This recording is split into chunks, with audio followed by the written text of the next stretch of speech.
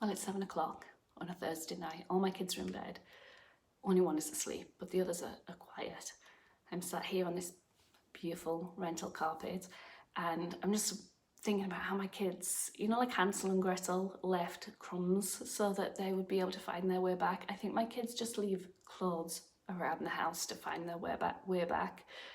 So I'm gonna collect up those clothes. And since we moved, so we were in a 2-bed small flat, and now we're in a 4-story terraced house, which sounds glamorous. As you can see from the carpet, it is very glamorous.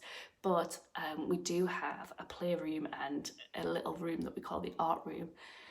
So I'm going to tidy that up a little bit because the kids tidied up the playroom. So I'm going to tidy the art room up, which sounds a lot fancier than it is. And I'm just going to talk about my ups and downs and what's making the rounds in my home ed world. So let's do it. So in case, like me, you take joy from seeing other people's houses looking very lived in, this is our little art room slash my office slash my wardrobe slash my craft supply. So yeah, it needs a bit of TLC. Well, it's a good job that I had nothing profound to say because I forgot to press record. Honestly, I didn't want to do this video at all tonight. And it's not you, it's me. I am just completely talked out. Either like my kids have been talking to me and all three of them kind of talking over each other, or I've been talking and I'm just definitely sick of the sound of my voice, but I'm generally just kind of sick of everybody's voices. It's been a lovely day, but just kind of crave at the end of the day now like 45 minutes silence. Just me, my cup of tea, maybe some rubbish TV on in the background, and just not have to connect with anybody. So yes, the ups of this week. It has been a nice week. We just kind of plodded on. We haven't done a lot of sit down schooly type work, but we've learnt a lot and practiced a lot of skills. On Monday we went on a big adventure, which basically means we got the train to a place we hadn't been to, I think, since before COVID. Actually, like a big playground and little lake and grounds to walk around and so on. And it was really lovely. I've decided just for the next few weeks, we're just going to do one big adventure a week. So the days we'll go to the park, we'll go to the library, we'll meet up with friends and so on. But that kind of adventure where we're spending money will just be once a week. So next week it's going to be visiting a friend that I haven't seen before COVID. So very excited about that. And then Wednesday was our first meetup of the year. The meetup has been happening, but we just haven't been able to go. And we arrived late, which I'm never really late for things. I kind of pride myself on being probably far too early for things. And I'll always be like, kids, we're going to be late. And we're never late. We were very late for this one. And then I had to push the buggy up a massive hill. And I was not a pretty sight when I arrived there, but it was great to be there and talk to other adults and other home educators and friends and let the kids just play safely and not have to kind of worry about what I'm doing to engage them. So that was really lovely. So they were two definite ups for us.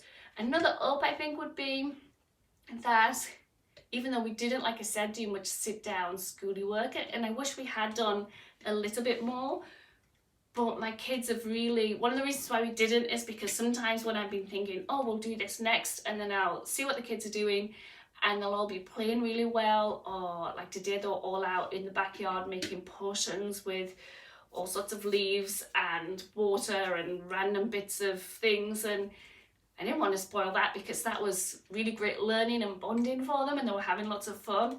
And so a few times something like that has happened and I've thought, like, why bother? The other things can definitely wait and these moments can't.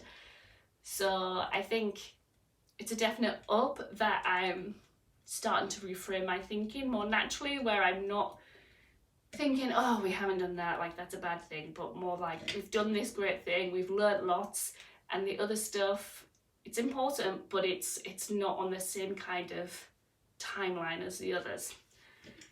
So those were the ups. The downs. I feel like I haven't had time to just stop and prepare this week. Like I feel like through the days and through the evenings, it's just been a lot of just like keeping up with things. It's not necessarily been like particularly stressful, but there just has not been that time to reflect and think on things. It's just like I feel a little bit like it's a very slow hamster wheel, but like I'm in the hamster wheel and it's just kind of going.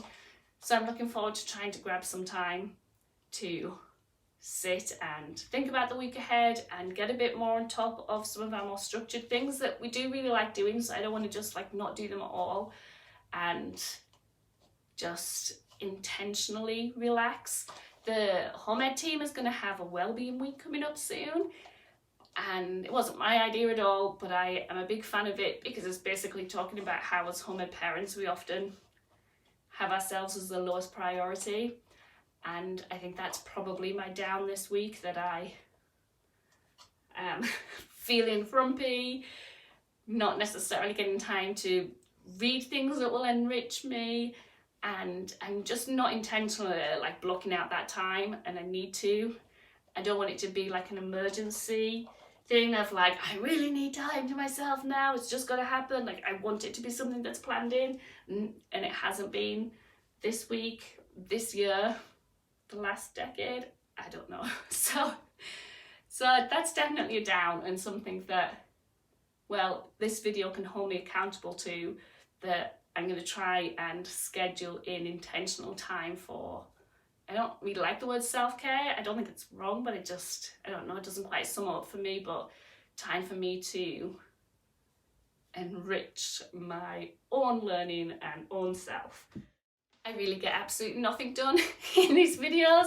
I need to learn to multitask. I'm going to pause the video and do a bit of tidying up and then come back and do the what's making the rounds.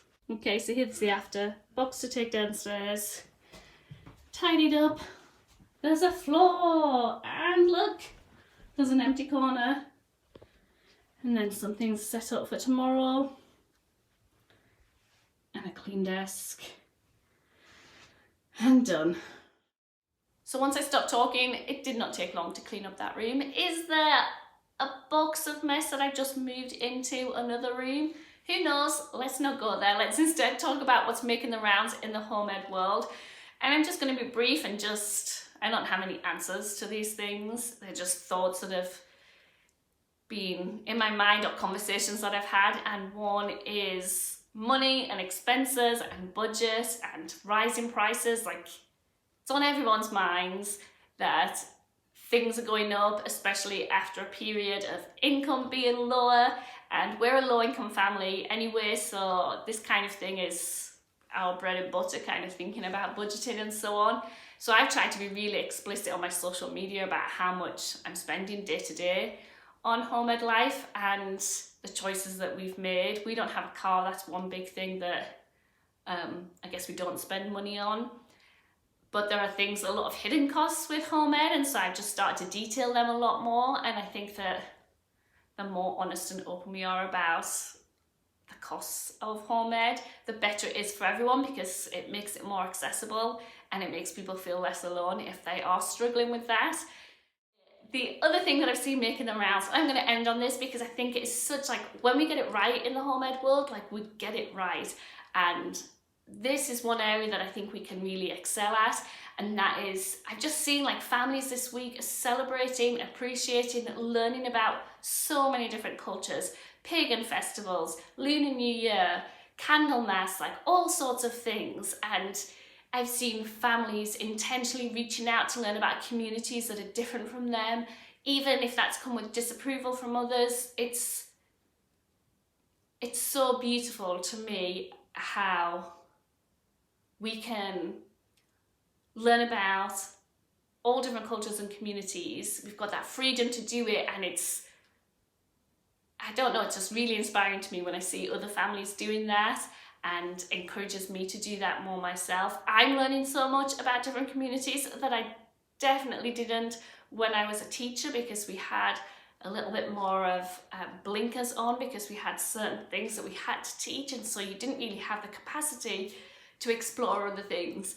And now it's like this rich, it's like walking into, you know, those old shops that just like, I don't know, I don't think I'm alone in this, but like the smell of old bookshops is so lovely. And there's like hidden corners where you find that like treasure of a book, or you open a book and it's got like an inscription from somebody, and I don't know, there's so many wonders and treasures to be found in it, and it feels like that every day with Home Ed if I look for it. So yeah, that is one of the things that is making the rounds this week. Anyway, thank you so much for listening, and I hope this is helpful, and I'll see you next week.